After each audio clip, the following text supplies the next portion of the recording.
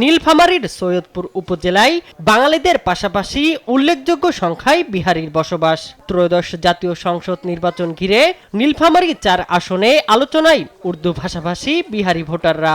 সৈয়দপুর শহরের একাধিক ওয়ার্ডে তাদের ভোটের প্রভাব। বিহারি জনগোষ্ঠীর বসবাস কয়েক দশকের পুরনো হলেও ভোটার তালিকায় তাদের নাম উঠেছে বেশি দিন নয়। ২০০৮ সালে ভোটার তালিকায় নাম ওঠার পর তারা আশা করেছিলেন নাগরিক অধিকার ও জীবনমানের উন্নয়ন হবে, কিন্তু বাস্তবতা ভিন্ন। আজও তাদের ক্যাম্পে নিরাপদ পানি, ড্রেনেজ ব্যবস্থা, শিক্ষা ও স্বাস্থ্যসম্মত বাসস্থানের অভাব রয়েছে। ভিগো ওয়্যার গার্ড প্রয়োজন মতো বাঁকানো যায়, অধিক চাপেও ভাঙে না। ভিগো।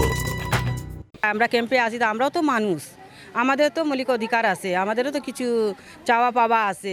যারা যারা প্রতিশ্রুতি দিয়ে প্রতিশ্রুতি রক্ষা করবে আমরা তাদেরকেই ভোট দিব। নির্বাচনের সময় সবাই আসে, ভোট চাইয়ে চলে যায়, কোনো কাজ হয় না। घर दरवाजा टूटा भांगा है, पानी आता है तो घर में पानी घुस जाता है। এই আসনে মোট ভোটার সংখ্যা ৪,৫১,৮১৪ জন। এর মধ্যে পুরুষ ২,২৬,৭২৮ জন এবং নারী ২,২৫,০৮১ জন। তৃতীয় লিঙ্গের ভোটার রয়েছে ৫ জন। উর্দুভাষী উন্নয়ন কমিটির নেতা বলেন, শুধু নির্বাচনে এলেই তাদের কদর বাড়ে, পরে আর কেউই খোঁজ রাখে না তাদের। প্রত্যেকটা প্রার্থী যে আছে আমাদের লোভনীয় প্রস্তাব দেয় যে এবার ইনশাল্লাহ আমরা জিতে গেলে আমাদের সরকার আসলে। আমরা তো কয়েকটা সরকার দেখলাম, কিন্তু এই হতভাগা জনগোষ্ঠীর জীবনমান উন্নয়ন আজ পর্যন্ত সম্ভব হয় নাই।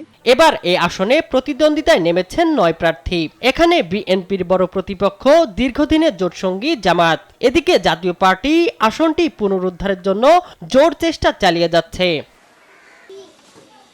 শামীম হোসেন, নিউজ ডেস্ক, দেশ টিভি।